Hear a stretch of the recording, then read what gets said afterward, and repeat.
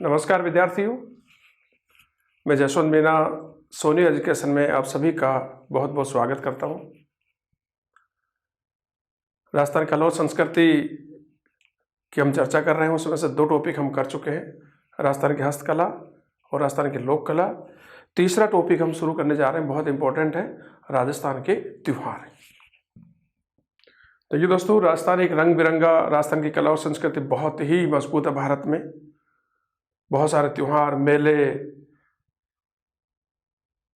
भरते हैं यहाँ पर और बहुत मज़े आते हैं। त्योहार पर बहुत सारे पकवान बनते हैं, लोग खुशी से अच्छे अच्छे कपड़े पहनते हैं। और एग्जाम की दृष्टिकोण से भी मेले और त्योहार दोनों ही टॉपिक बहुत इंपॉर्टेंट हैं। और इनमें से जो क्वेश्चन आते हैं बहुत ही मेरिट वाले होते हैं कि बहुत कम लोग मेले और त्योहार पर अच्छी तैयारी कर पाते हैं। तो ये क्वेश्चन, ये जो टॉपिक है, आपको एग्जाम में लीड दिला सकता है। मैं कोशिश करूँगा कि पॉइंट टू पॉइंट, महीने वाइज जो भी इम्पोर्टेंट त्यौहार हैं, जो भी सारे त्यौहार हैं, उनमें जो भी अच्छी बातें हैं, अच्छे कंटेंट हैं, एग्जाम के दृष्टिकोण से मैं पूरी कोशिश करूँगा कि वो आप तक पहुँचे। पहले देखिए, आप इधर थोड़ी सी बात देखिए, इधर तो लिख लेना अंग्रेजी महीने, अंग्रेजी माह। ध्यान से देखना, स्क्रीनशॉट भी लेते रहना। इधर देसी माह लिख लो एक बार,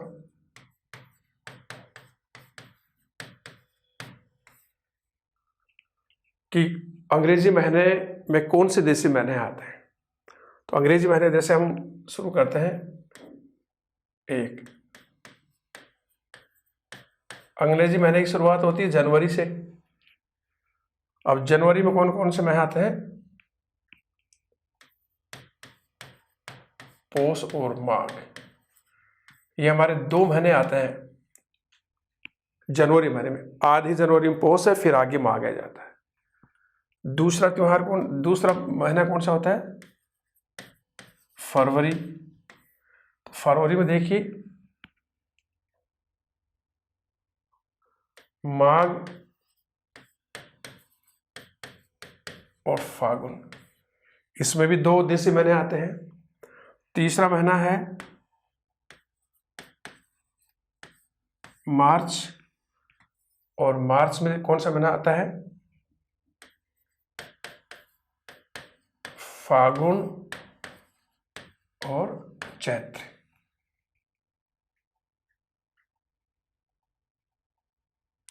चौथा महीना कौन सा आता है अंग्रेजी का?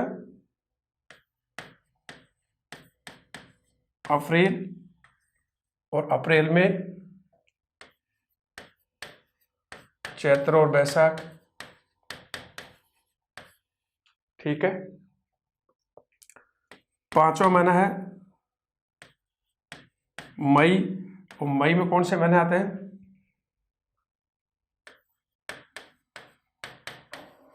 बैसाख और ज्येष्ठ।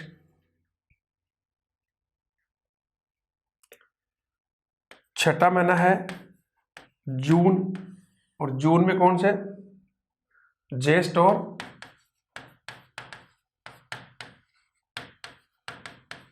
आषाढ़। सातवां महीना है जुलाई, और जुलाई में कौन से महीने आते हैं? आषाढ़ और श्रावण के महीने।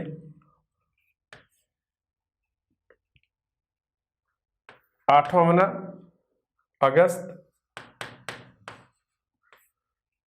और अगस्त में कौन कौन से महीने आते हैं देसी महीने?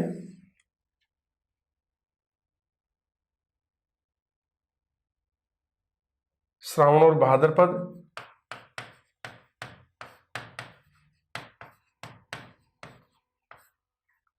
नौवां महीना कौन सा आता है? सितंबर, और सितंबर में कौन से महीने आते हैं? देखिए, भाद्रपद और आश्विन।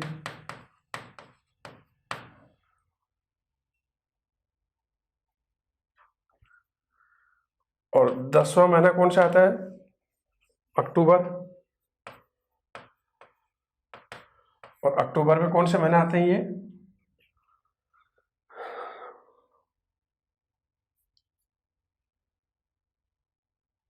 आश्विन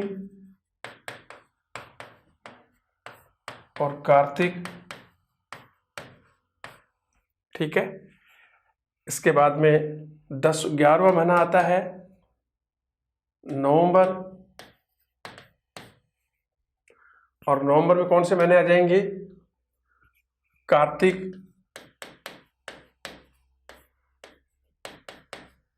और मार्गशीर्ष। 12वां महीना कौन सा आ गया? दिसंबर,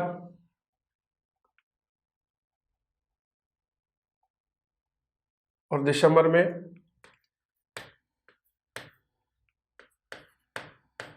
मार्गशीर्ष और माघ। तो आपके ये अंग्रेजी महीने में देसी महीने ये आते हैं। जैसे जनवरी में पौष माघ, माघ वहाँ आया तो वापस माघ यहाँ गया।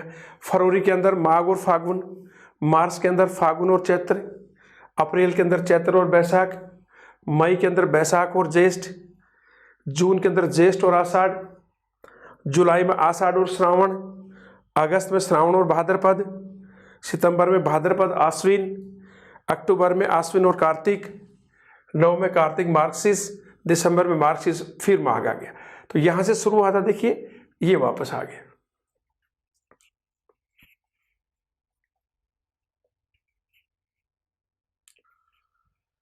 अब एक क्वेश्चन है यहां पर, देखिए किसने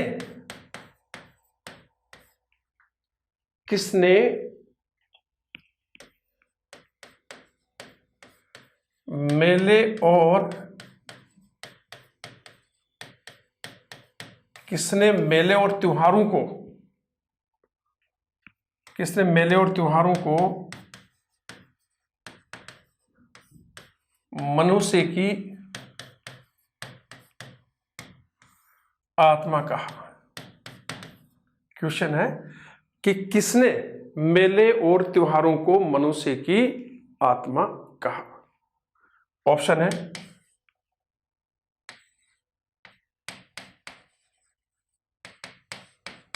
गांधी जी, दूसरा ऑप्शन है टैगोर जी, तीसरा ऑप्शन है पंडित नेहरू, चौथा है इनमें से कोई नहीं।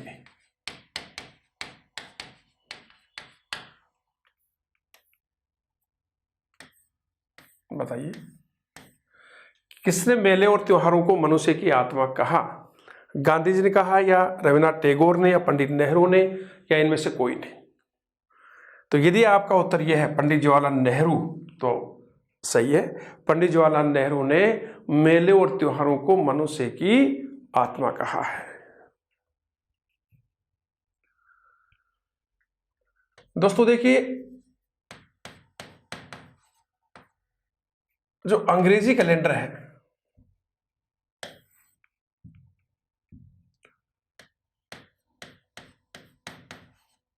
अंग्रेजी कैलेंडर को ग्रेगोरियन कैलेंडर कहते हैं। जो अंग्रेजी कैलेंडर है उसको क्या कहते हैं? ग्रेगोरियन कैलेंडर, जो जनवरी फरवरी मार्च चलता है। भारत में इस कैलेंडर को 22 मार्च 1957 को अपनाया था। कब अपनाया था? 22 मार्च 1957 को इस कैलेंडर को अपनाया था। और हमारा जो राष्ट्रीय पंचांग है, राष्ट्रीय पंचांग शक संवत पर आधारित है।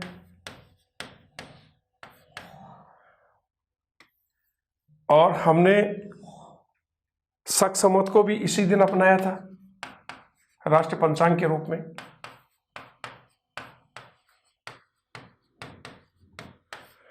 तो हमारा राष्ट्रीय पंचांग किस पर आधारित है? शक संवत को। तो राष्ट्रीय पंचांग शक संवत को राष्ट्रीय पंचांग के रूप में भी हमने 22 मार्च 1957 को अपनाया था, और अंग्रेजी कैलेंडर जो ग्रेगोरियन कैलेंडर के नाम से जाना जाता है उसे भी हमने 22 मार्च 1957 को अपनाया था। अब यहाँ एक नोट करके एक बात देखिए, ग्रेगोरियन जो अंग्रेजी कैलेंडर है, ग्रेगोरियन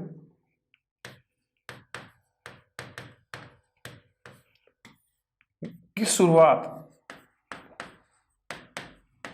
ग्रेगोरियन कैलेंडर की शुरुआत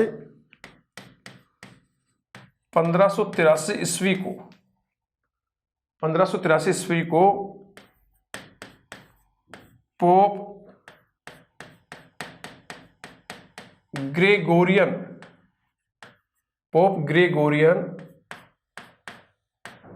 त्रयोदशी ने यानी 13वें ने, पोप ग्रेगोरियन 13वें ने की थी, और ये 1 जनवरी को लागू कर दिया गया था। कहने का मतलब यह है कि ग्रेगोरियन कैलेंडर जो अंग्रेजी कैलेंडर कहलाता है, इसकी शुरुआत 1583 में पोप ग्रेगोरियन 13वें ने की थी, और वो शुरुआत हुई थी जनवरी को, ये लागू कर दिया गया था। इसी पोप ग्रेगोरियन के नाम पर इसका नाम क्या रख दिया गया? ग्रेगोरियन कैलेंडर रखा गया था। अब देखिए अंग्रेजी महीने भी 12 होते हैं, जनवरी, फरवरी, मार्च, अप्रैल, मई, जून, जुलाई, अगस्त, सितंबर, अक्टूबर, नवंबर, दिसंबर। और जो हमारे देसी महीने हैं वो भी 12 होते हैं। कौन कौन से? चैत, बैसाख, जेठ, साठ, सावन, भादो, आश्वयुज, कार्तिक, मंगशीर, पोह, माह, फागुन। तो हम प्रत्येक महीने के अनुसार चलेंगे। तो पहले लेते हैं हम चैत्र माह को, और ध्यान रखना प्रत्येक महीने में 2 पक्ष होते हैं। पहला जो 1 से लेकर 15 तक होता है वो कृष्ण पक्ष होता है, और कृष्ण पक्ष की चरम सीमा पहुंचते अमावस्या के दिन, और अमावस्या के बाद जब दूसरे एकम आती है वो शुक्ल पक्ष शुरू हो जाता है, और शुक्ल पक्ष की चरम पहुंचता है पूर्णिमा पर। पूर्णिमा शुक्ल पक्ष का एक पिक पॉइंट होता है जब चंद्रमा एकदम पूरी तरह से खिल जाता है। फिर अगले महीने में फिर की शुरुआत होती है, वो कृष्ण पक्ष में होती है। तो प्रत्येक माह में 2 पक्ष होते हैं। पहला पक्ष होता है कृष्ण पक्ष, वो 1 से 15 तक। दूसरा पक्ष होता है अमावस्या से लेकर पूर्णिमा तक, वो शुक्ल पक्ष होता है। तो हम पहले ले रहे हैं चैत्र माह।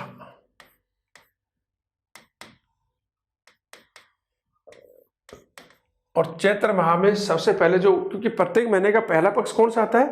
कृष्ण पक्ष आता है। पहले लेते हैं हम चैत्र माह का कृष्ण पक्ष। अब पता है चैत्र से पहले कौन सा महीना होता है? फागुन का महीना। फागुन पूर्णिमा के दिन होली होती है, और दूसरे दिन ही चैत्र माह लग जाता है, और माह जब शुरू होता है तो उसका कृष्ण पक्ष शुरू हो जाता है। तो देखिए चैत्र माह के कृष्ण पक्ष में जो पहला त्योहार है वो है धुलंडी। अब धुलंडी की तिथि देखिए,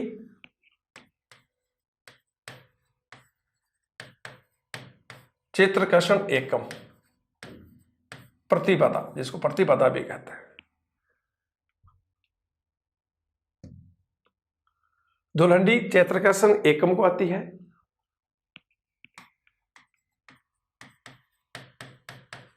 ये होली के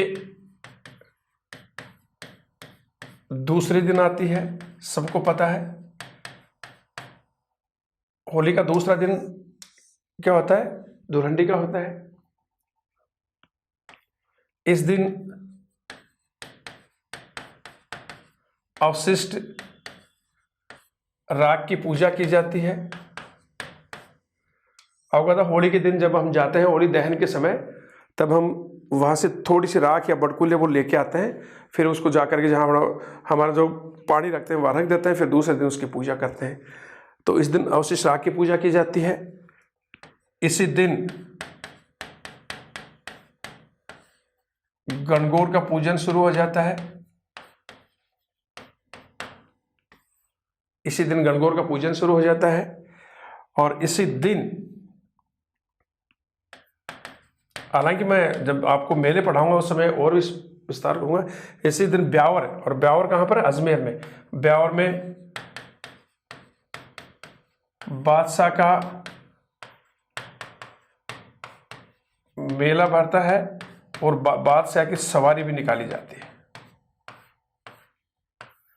ये मैं जब मेले पढ़ाऊंगा उस समय आपको स्पष्ट करूंगा। और इसी दिन भीलवाड़ा के सापरा में, इसी दिन भीलवाड़ा के सापरा में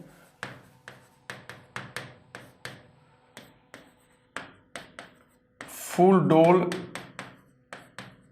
बहुत बार क्वेश्चन आ गया, फूल डोल उत्सव मनाया जाता है। ये भी मैं आपको जब मेले पढ़ाऊंगा उस समय विस्तार से बताऊंगा। फूल डोल उत्सव रामसनी संप्रदाय के संत रामचरण जी की याद में मनाया जाता है। बहुत बार क्वेश्चन आ गया कि फूल डोल उत्सव कहाँ मनाया जाता है? सापरा में। कब मनाया जाता है? होली के दूसरे दिन। ठीक है, अब यहां पहले देख लीजिए एक बार। दुल्हनडी के दिन, दुल्हनडी चैत्र कृष्ण एकम को आती है, होली के दूसरे दिन। ये होली के दूसरे दिन आती है। इस दिन अवशिष्ट राग की पूजा की जाती है। इसी दिन गणगौर का पूजन शुरू हो जाता है। गणगौर का त्यौहार शुरू होता है जो 16 दिन तक चलता है। आपको पता ही है, कुंवारी कन्याएं और जो नव विवाहिता हैं सुबह जल्दी उठ करके कुएं पर जाती हैं और गीत गाते हुए पानी लेकर के वापस आके गणगौर की पूजा करती है। इसी दिन अजमेर के ब्यावर में बादशाह का मेला भरता है और बादशाह की सवारी निकाली जाती है। सवारी में अकबर बादशाह की सवारी होती है। इसी दिन भीलवाड़ा के सापरा में प्रसिद्ध फूलडोल उत्सव मनाया जाता है। और दोस्तों, दुल्हनडी के दिन कुछ होली भी मनाई जाती है, खेली जाती है। कौन कौन सी देखिए।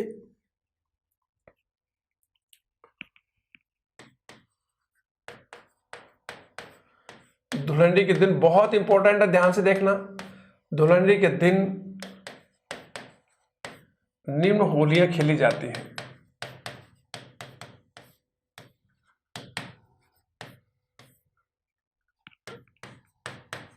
खेली जाती है। नंबर 1,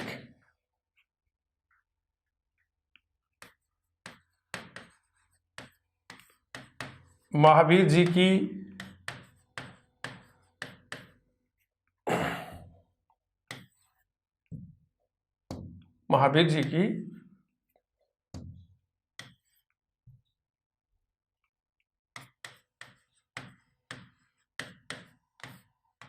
लठमार होली, बहुत इंपॉर्टेंट है, बहुत बार पूछा गया है। महावीर जी की लठमार होली।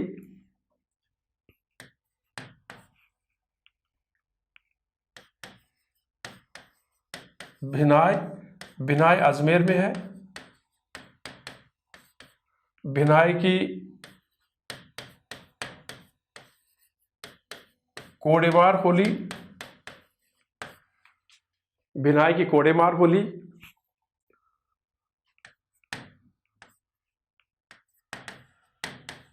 ब्यावर, ब्यावर की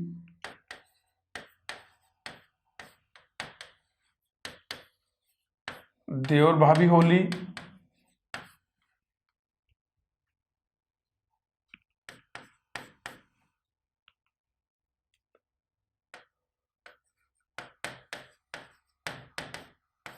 बाड़मेर की पत्थरमार होली।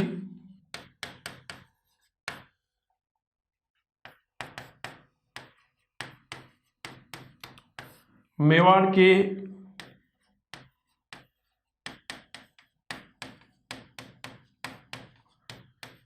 के आदिवासियों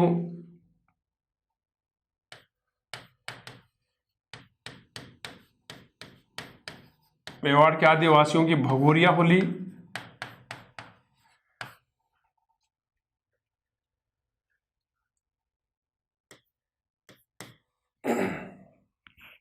बीकानेर के, बहुत अच्छी कंसेप्ट चल रही है, ध्यान से देखना। बीकानेर के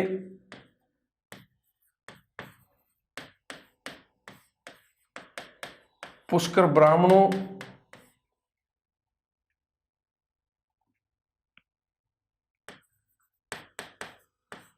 पुष्कर ब्राह्मणों और व्यास लोगों की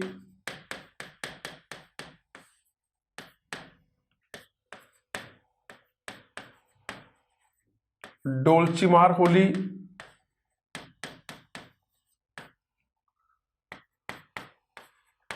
और दोसा की टमाटर होली।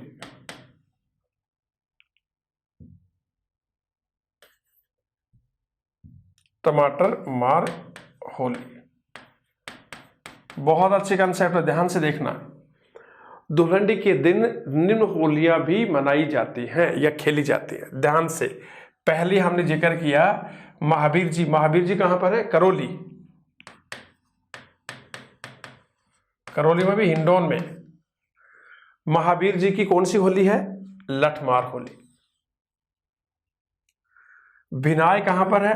अजमेर में। यहां की कौन सी होली है? कोडामार होली। ब्यावर ये अजमेर में है, यहां की कौन सी होली?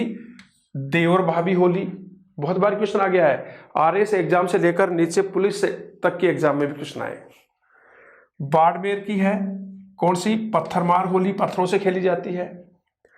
और मेवाड़ के आदिवासी में इस दिन भगोरिया होली खेली जाती है। इस त्योहार के दिन लड़के और लड़के भाग करके शादी भी करते हैं।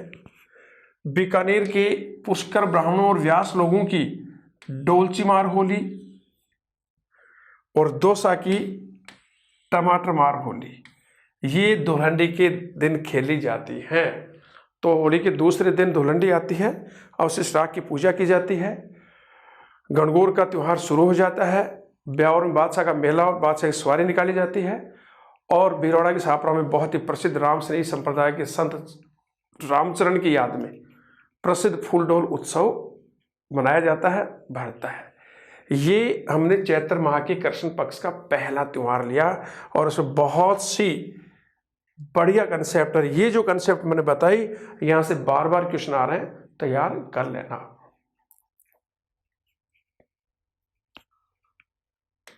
अब चैत्र माह के कृष्ण पक्ष का दूसरा जो त्योहार ले रहे हैं वो ले रहे हैं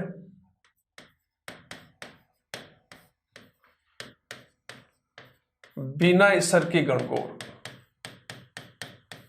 दोस्तों बहुत इंपॉर्टेंट कंसेप्ट है बिना ईसर की गणगौर, क्योंकि गणगौर हमेशा ईसर का मतलब भगवान शिव। तो भगवान शिव के अलावा कहीं भी गणगौर की पूजा नहीं की। भगवान पार्वती माता के अलावा कहीं भी दोनों को मिलाकर गणगौर पूजी जाती है। लेकिन कुछ आता है कि बिना ईश्वर यानी कि बिना शिव भगवान की अकेली गौरी माता की गणगौर कहां पूजी जाती है? तो बिना ईश्वर की गणगौर ये आती है चैत्र कृष्णा चतुर्थी को, चैत्र कृष्णा 4 को। और ये कहां पूजी जाती है? बिना ईश्वर की गणगौर जैसलमेर में ये त्योहार मनाया जाता है। सीधा ही क्वेश्चन आया हुआ है कि बिना ईश्वर की गणगौर कहाँ मनाई जाती है या बिना ईश्वर की गणगौर का त्योहार कहाँ मनाया जाता है? तो जैसलमेर में चैत्र कृष्णा 4 को। इसी चैत्र माह का तीसरा जो त्योहार है वो है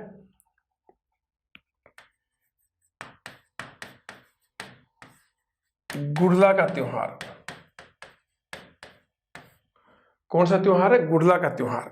ध्यान से देखना, तिथि है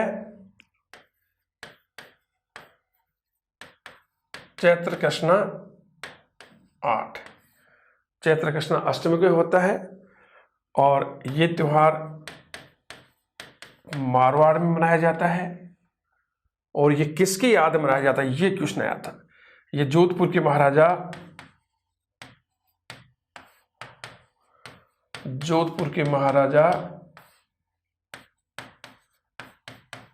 राव सातलदेव की याद में, जोधपुर के महाराजा राव सातलदेव की याद में क्वेश्चन आ गया कि गुड़ला का त्योहार किस महाराजा की याद में मनाया जाता है? तो जोधपुर के महाराजा राव सातलदेव की याद में मनाया जाता है। ये चैत्र कृष्णा 8 से लेकर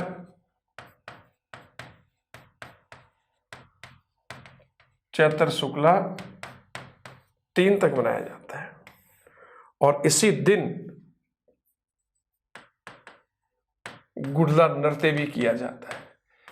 महिलाएं बिना किसी वाद्य यंत्र का नृत्य है। महिलाएं सुंदर कपड़े पहन करके, सिर पर छिद्रित मटका लेकर के, उसमें आग काकड़े डाल करके थोड़ी आग डाल लेते हैं, आग निकलती रहती है और बहुत ही लय की गति में प्रत्येक घर में तेल मांगती हुई ये नृत्य करते जाते हैं, गीत भी गाती जाती हैं।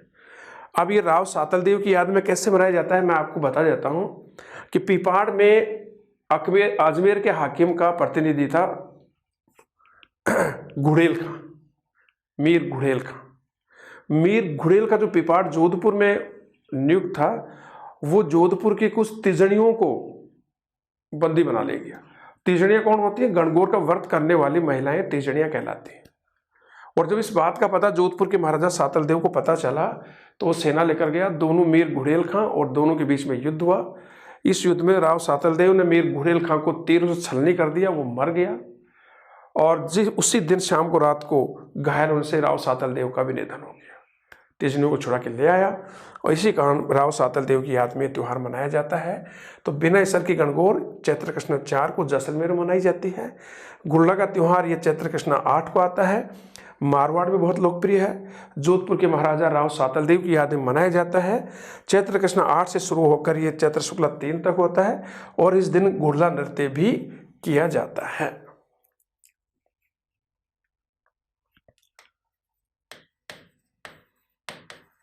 चैत्र माह के कृष्ण पक्ष का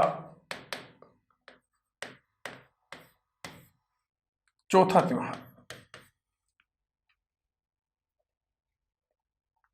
शीतलाष्टमी।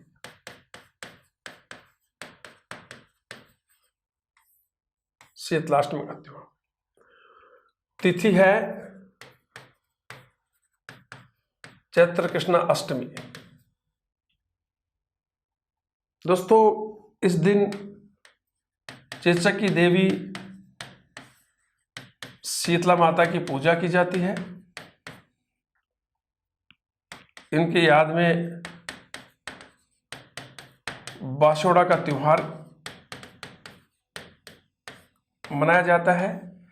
और बाशोड़ा का त्यौहार में आपको पता है कि शाम को भोजन बनाते हैं, सुबह दूसरे दिन शीतला माता की पूजा करके वो ठंडा भोजन हम खाते हैं। शीतला माता चेचक की देवी है।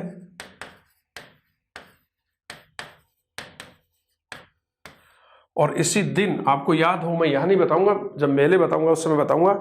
इसी दिन जयपुर के चाकसू कस्बे में एक डूंगरी, सील की डूंगरी, जहाँ शीतला माता का सबसे बड़ा मंदिर है, उसी गांव की तलहटी में लूणियावास गांव है और वहां पर शीतला माता की याद में इसी दिन गधों का, राजस्थान का सबसे बड़ा मेले का आयोजन भी किया जाता है। और जब लोक देवियाँ पढ़ेंगे हम, तब शीतला माता के बारे में और विस्तार से हम चर्चा करेंगे। तो शीतलाष्टमी, चैत्र कृष्णाष्टमी को इस दिन शीतला माता की पूजा की जाती है। बाशोड़ा का त्यौहार मनाया जाता है।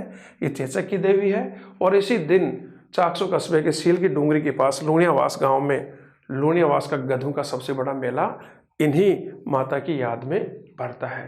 क्वेश्चन आ गया है कि राजस्थान में गधों का सबसे बड़ा मेला कहाँ भरता है?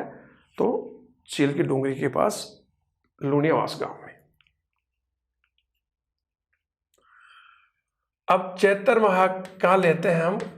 चैत्र माह, क्योंकि मैंने आपको बताया था कि एक महीने में 2 पक्ष होते हैं, कृष्ण पक्ष और शुक्ल पक्ष। पहला पक्ष आता है कृष्ण पक्ष। कृष्ण पक्ष के हमने 4 त्यौहार पढ़े, दुल्हनडी, बिनायसर की गणगौर, गुड़ला का त्यौहार और शीतला माता का त्यौहार। उनके बारे में जो भी चीजें थी वो हमने उस पर चर्चा की। अब चैत्र माह के शुक्ल पक्ष के कौन से त्यौहार है वो देखिए।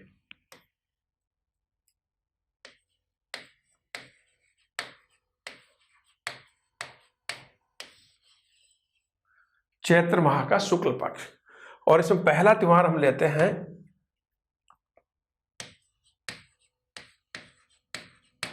नववर्ष। देखिए दोस्तों, यद्यपि चैत्र मास 1 को शुरू हो जाता है, लेकिन कृष्ण पक्ष में नववर्ष नहीं मनाया जाता है। तो महीना शुरू होने के 15 दिन बाद में शुक्ल पक्ष में ये मनाया जाता है। तो नववर्ष, अब इससे पहला पॉइंट है हिंदुओं का नव वर्ष यानी कि नया वर्ष इसी दिन शुरू होता है।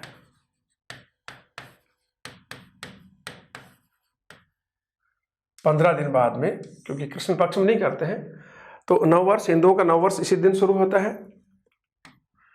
इसी दिन गुड़ी पड़वा का त्योहार मनाया जाता है, मारवाड़ में खासकर। तीसरी बात, इसी दिन नवरात्रि का त्योहार शुरू होता है।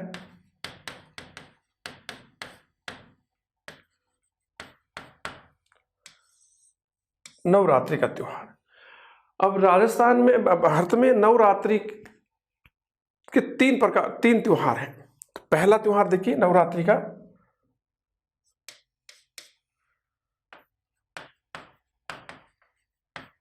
चैत्र शुक्ला 1 से लेकर चैत्र शुक्ला 9 तक।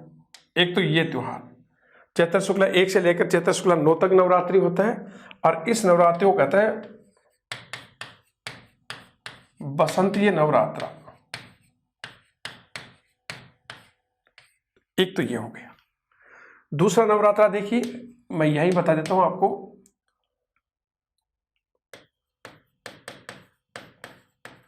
आश्विन शुक्ला 1 से लेकर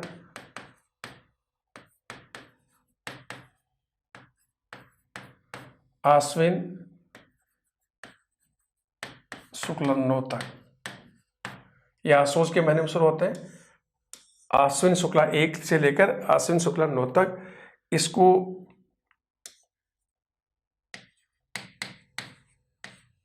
शरद नवरात्रा कहते हैं। तीसरा नवरात्रा आपको बहुत कम लोगों को पता है, गुप्त नवरात्रा।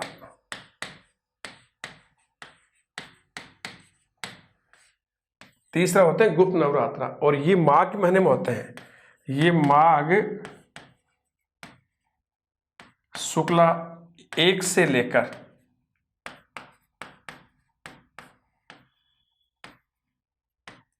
शुक्ला 9 तक ये नवरात्रा चलते हैं। दूसरा देखिए, इसी दिन महिलाएं वैधव्य दोष से बचने के लिए, वैधव्य दोष होता है कि उनका सुहाग अखंड रहे, वो सुहागिन रहे, तो इसी दिन महिलाएं वैधव्य दोष से बचने के लिए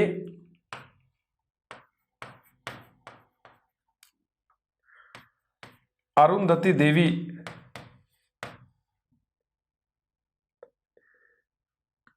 का व्रत करते हैं।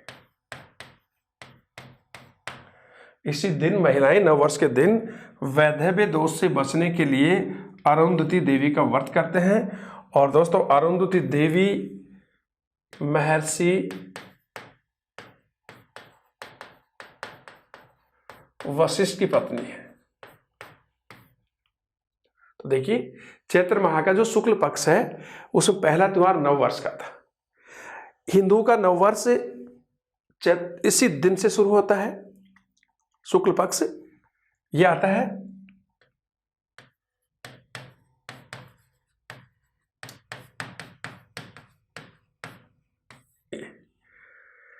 गुड़ी पड़वा का त्योहार भी इसी दिन मनाया जाता है।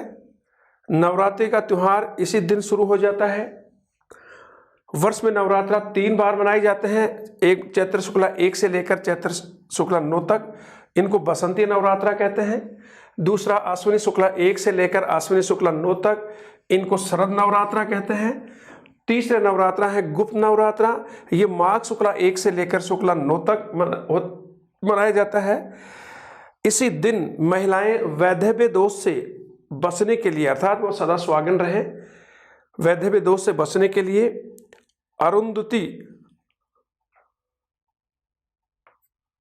अरुंधति देवी का व्रत करती हैं। और अरुंधति देवी महर्षि वशिष्ठ की पत्नी है।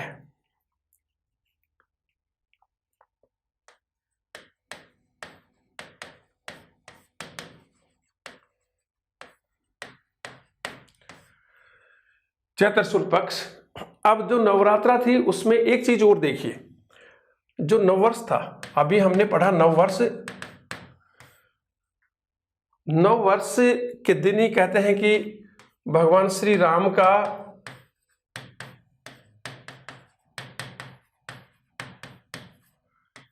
अयोध्या में राज्याभिषेक हुआ था, और कहते हैं कि वर्मा जी ने इसी दिन सृष्टि की रचना की थी, और इस त्योहार को, नववर्ष को, नव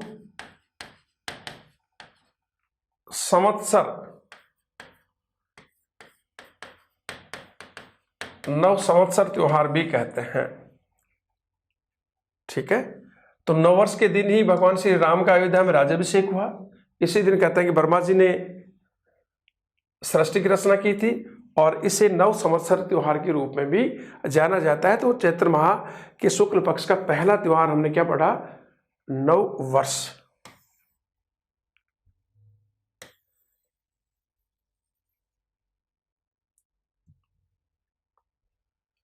अब चैत्र शुक्ल माह के शुक्ल पक्ष का दूसरा त्योहार देखिए,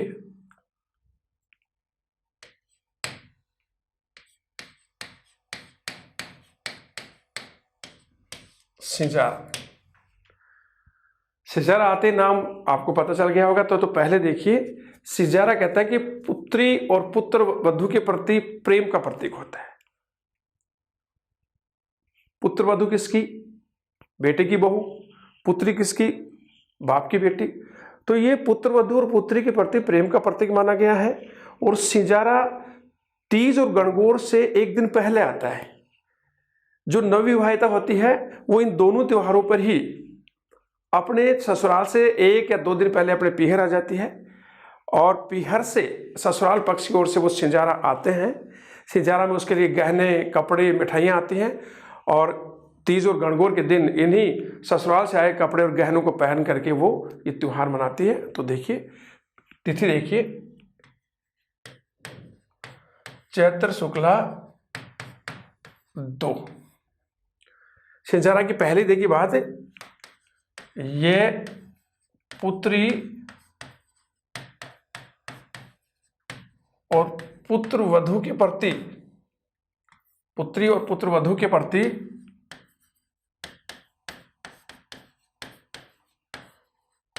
प्रेम का प्रतीक होता है। पहली बात तो ये। दूसरा, सिंजारा तीज और गणगौर के जो त्योहार है, तीज और गणगौर के त्योहार के एक दिन पहले आता है। और कहां से आता है? मैंने बताया कि नवविवाहिता के ससुराल से आते हैं, और पीहर में वो गणगौर और तीज के दिन पहले दिन आ जाते हैं, लेकिन गणगौर और तीज के दिन जो ससुराल से गहने कपड़े आए उन्हीं को पहन करके वो ये त्योहार मनाती है। तीसरा जो त्योहार है चैत्र शुक्ला पक्ष का, वो है, बहुत इंपॉर्टेंट है, गणगौर का त्योहार। ध्यान से देखना दोस्तों, गणगौर का त्योहार चैत्र माह के शुक्ल पक्ष का तीसरा त्योहार। पहला नववर्ष था, दूसरा सिंजारा है, और तीसरा गणगौर का त्योहार। तिथि है चैत्र शुक्ला 3।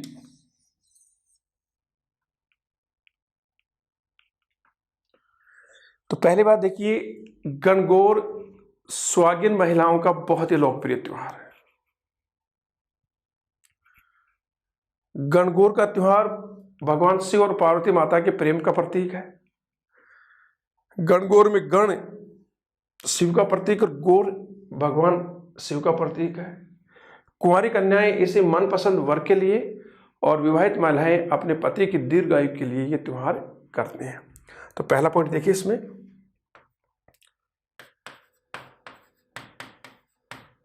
विवाहित महिलाओं का बहुत ही लोकप्रिय त्योहार।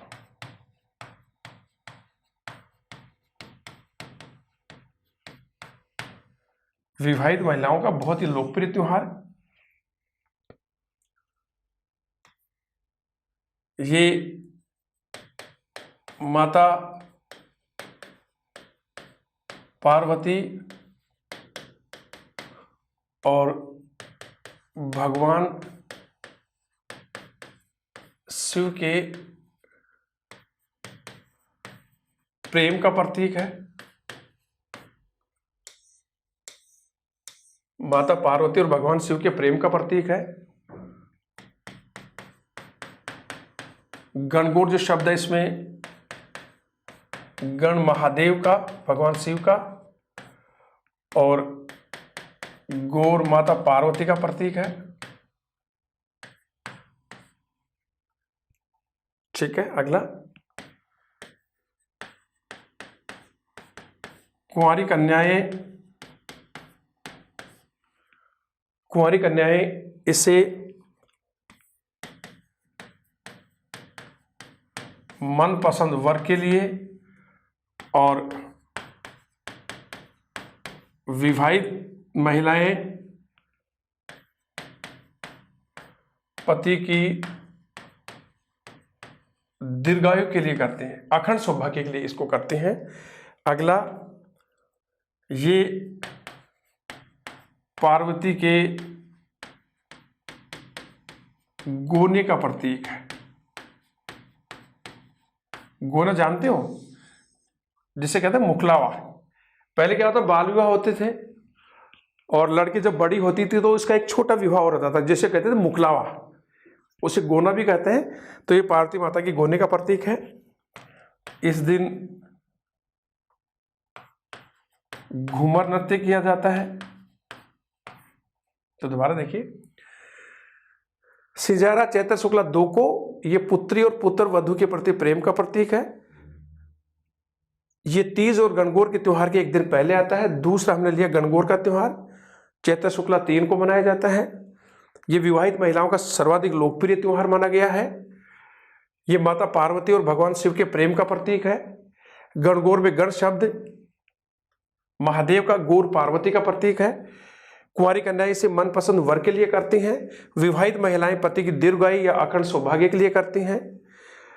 ये पार्वती माता की गोने या मुखलावे का प्रतीक है और इस दिन घूमर नृत्य किया जाता है। अभी गणगौर का ही कुछ चीजें रह गई।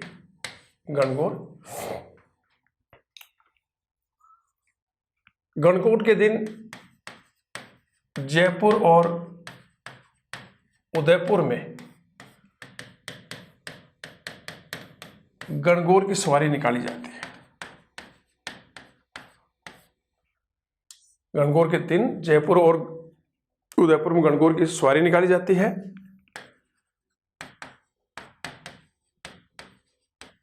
नाथद्वारा में आया हुआ क्वेश्चन है। नाथद्वारा कहाँ है? राजसमंद। नाथद्वारा में गणगौर के दिन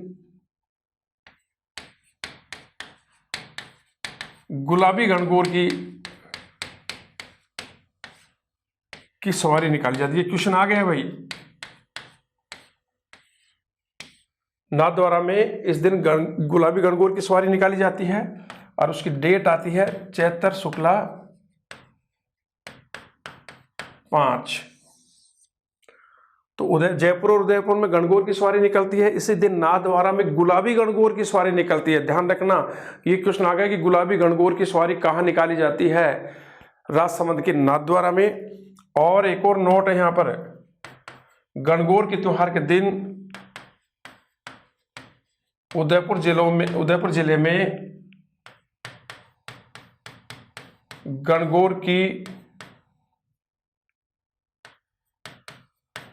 नाव की सवारी निकाली जाती है।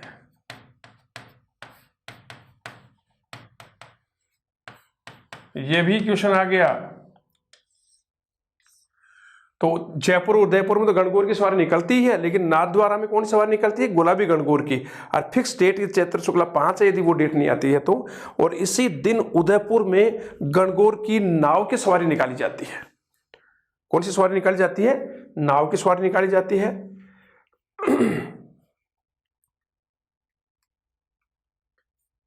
एक और देखिए, गणगौर का त्योहार, गणगौर का त्योहार, गणगौर का त्योहार राजस्थान में बहुत इंपॉर्टेंट है। सर्वाधिक गीतों वाला त्योहार माना जाता है। ध्यान देखना, क्वेश्चन आ गया कि राजस्थान में सर्वाधिक गीतों वाला त्योहार कौन सा है, तो आपका उत्तर क्या आएगा? गणगौर का त्योहार। तो गणगौर का त्योहार राजस्थान में सर्वाधिक गीतों वाला त्योहार माना जाता है। इस दिन गणगौर के मेलों में घोड़ों और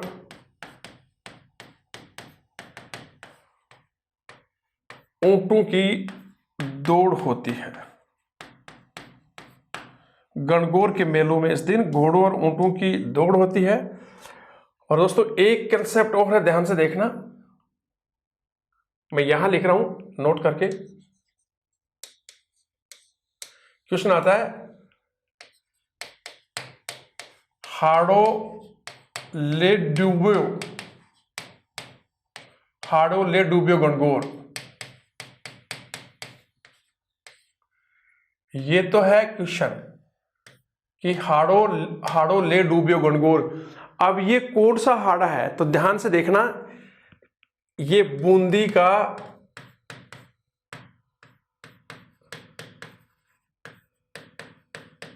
जोत सिंह हाड़ा है। तो देखिए,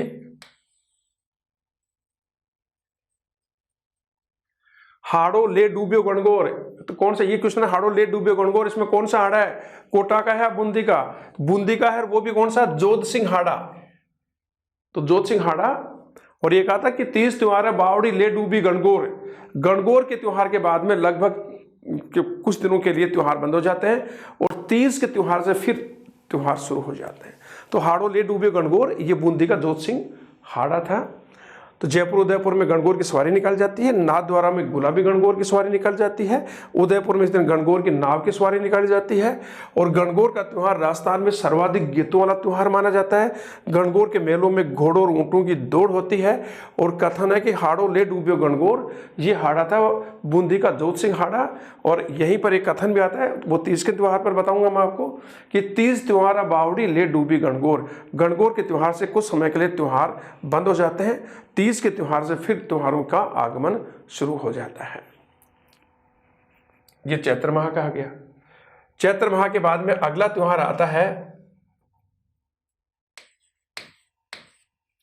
बैसाख। बैसाख माह, अब बैसाख माह में वही पहला पक्ष लेते हैं हम, कृष्ण पक्ष।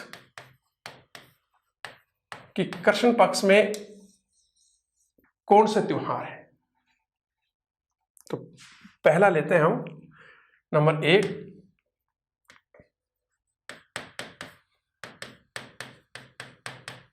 धीन गणगौर का त्योहार। तिथि है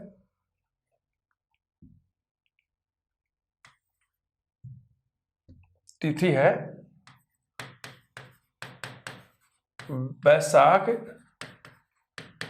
कृष्णा तीज।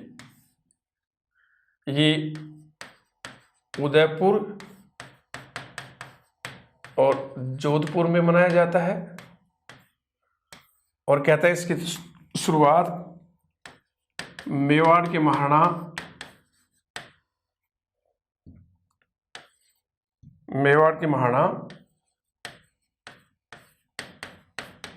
अमर सिंह के शासनकाल में हुई थी। ये महिला शक्ति का प्रतीक माना जाता है। महिला शक्ति का प्रतीक रात भर चलने वाले इस त्योहार में महिलाएं रात भर चलने वाले इस त्योहार में महिलाएं युवकों को कोड़े मारती हैं और कहते हैं कि जिस युवक के कोड़ा लग गया उसका विवाह जल्दी हो जाता है। दोबारा देखिए, धींग गणगौर का त्योहार बैसाख कृष्णा 3 को ये उदयपुर और जोधपुर में मनाया जाता है। कहते हैं कि इसकी शुरुआत मेवाड़ के महाराणा अमर सिंह के शासनकाल में हुई थी और ये महिला शक्ति का प्रतीक माना जाता है। रात भर चलता है और रात भर चलने वाले इस त्योहार में महिलाएं युवकों को कोड़ा मारती हैं और कहते हैं कि जिस युवक के कोड़ा लग जाता है उसकी शादी जल्दी हो जाती है। इसका दूसरा देखिए, बैसाख माह के कृष्ण पक्ष का दूसरा त्योहार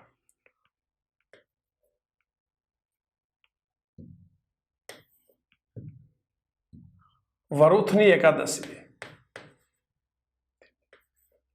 वरुथिनी एकादशी बैसाख कृष्णा 11, ये इसकी तिथि है। वरुथनी एकादशी तो देखिए किसके उसमें मनाया जाता है। इसमें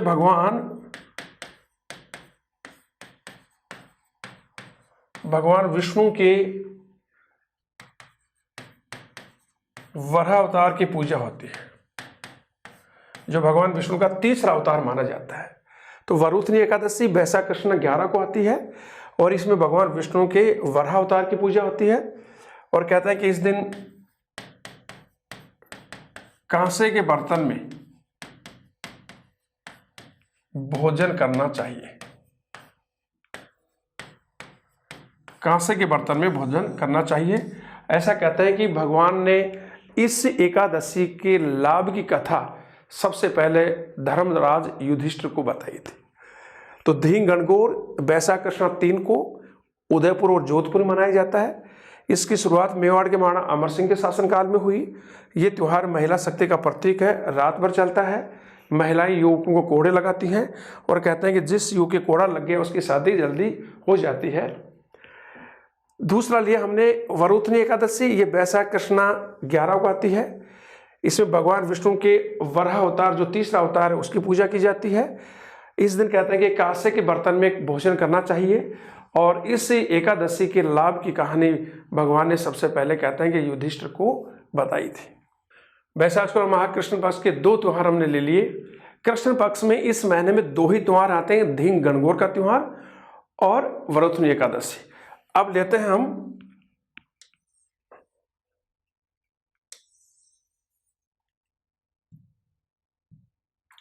बैसाख माह के शुक्ल पक्ष के त्योहार।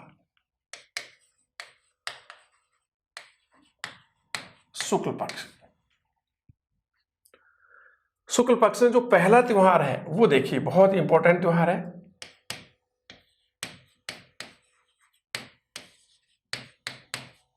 आखातीज का त्योहार। काफी क्वेश्चन आते हैं यहां से। पहले तो हम तिथि लिख देते हैं, बैसाख शुक्ला 3, ये तिथि है बैसाख शुक्ला 3 को। अब देखिए पॉइंट इसमें से, इसे अक्षय तृतीया के नाम से भी जाना जाता है। अक्षय तृतीया के नाम से भी इस त्योहार को जाना जाता है, पहली बात। दूसरा पॉइंट यहां पर निकल के आ रहा है, इस दिन किसान 7 अन्न और अपने हल की पूजा करता है। 7 अनु और हल की पूजा करता है। तीसरा पॉइंट कहते हैं कि इसी दिन सतयुग और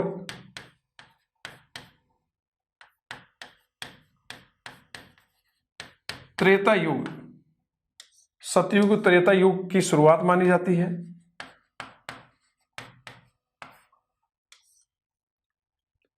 सतयुग और त्रेता युग की शुरुआत मानी जाती है। ऐसा भी कहते हैं कि इस दिन किया गया फल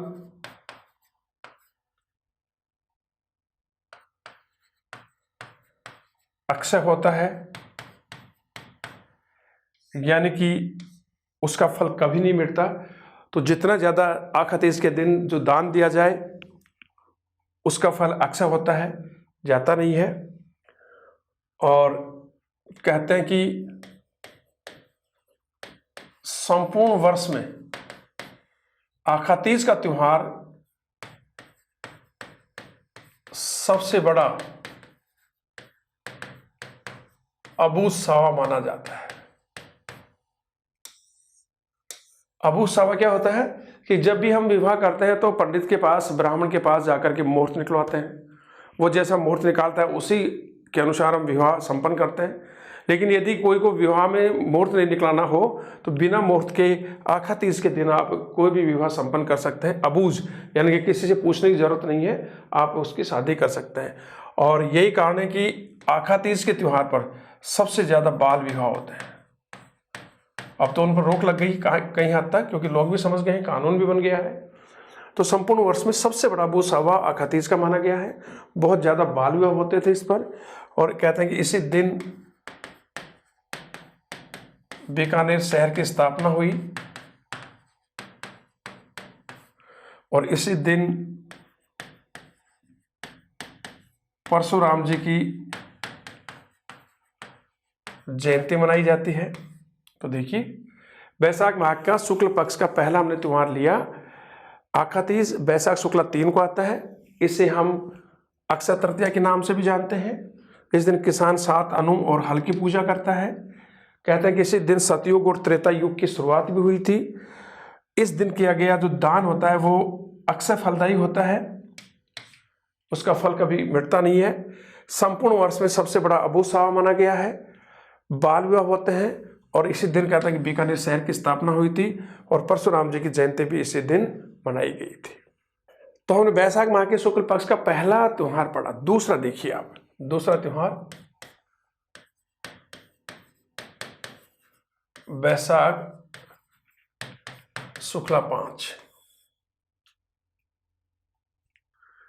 बैसाख शुक्ला 5 को 3 जयंतियां मनाई जाती हैं। एक शंकराचार्य की, दूसरा रामानुजाचार्य की, तीसरी हिंदी के कवि सूरदास की। ये 3 लोगों की जयंती मनाई जाती है बैसाख शुक्ला 5 को। तीसरा त्योहार है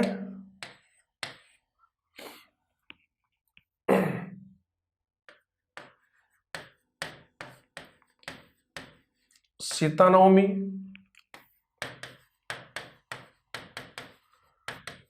बैसाख शुक्ला 9 को यह त्योहार मनाया जाता है माता सीता के जन्मदिन के रूप में। और चौथा त्योहार है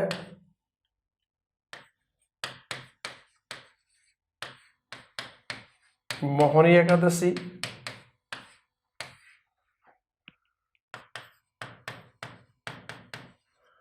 बैसाख शुक्ला 11 और इस दिन भगवान विष्णु की पूजा की जाती है। पांचवा त्योहार देखिए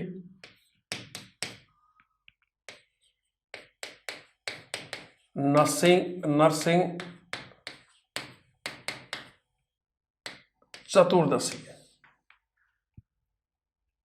बैसाख शुक्ल पक्ष का 5वां त्योहार नरसिंह चतुर्दशी बैसाख शुक्ल 14 को ये आती है। इस दिन 2 काम होते हैं। एक तो जयपुर के गीजगढ़ में आया हुआ क्वेश्चन है, जयपुर के गीजगढ़ में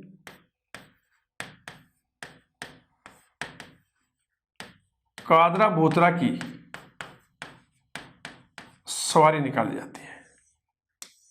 नरसिंह चतुर्दशी, अभी भी पूछा गया है कि नरसिंह चतुर्दशी कब आती है। बैसाख शुक्ला 14 को ही नरसिंह चतुर्दशी कहते हैं, और इस दिन जयपुर के गीजगढ़ में कादरा भोतरा की सवारी निकाली जाती है। और इसी दिन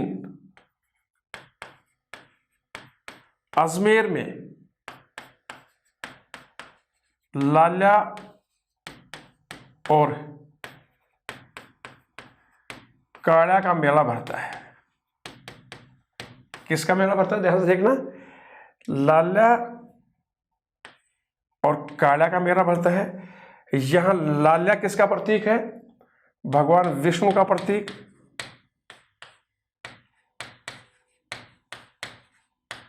और काड़ा किसका प्रतीक है,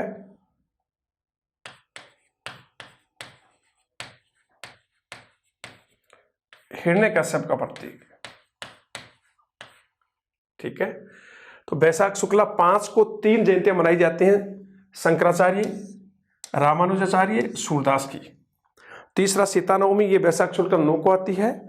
चौथा हमने लिया शुक्ल पक्ष का मोहिनी एकादशी, बैसाख शुक्ला 11, और इस दिन भगवान विष्णु की पूजा की जाती है। फिर नरसिंह चतुर्दशी, ये बैसाख शुक्ला 14 को ही नरसिंह चतुर्दशी के रूप में मनाया जाता है। इसमें 2 बड़ी कंसेप्ट हैं, दोनों पर ही क्वेश्चन आ गए। इस दिन जयपुर के गीजगढ़ में कादरा भूतरा की सवारी निकाली जाती है, और अजमेर में लाल्या और काल्या का मेला भरता है। यह लाल्या भगवान विष्णु का प्रतीक है, और काला हिरण्यकश्यप का प्रतीक है।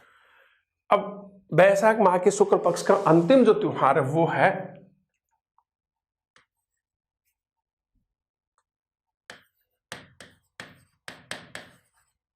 बैसाख पूर्णिमा। तो दोस्तों देखिए, बैसाख पूर्णिमा को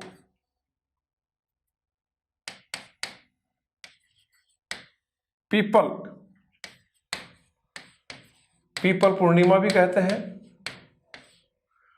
और बैसाख पूर्णिमा को ही बुध पूर्णिमा के नाम से भी जाना जाता है। बैसाख पूर्णिमा को ही पीपल पूर्णिमा और बुध पूर्णिमा के नाम से जाना जाता है।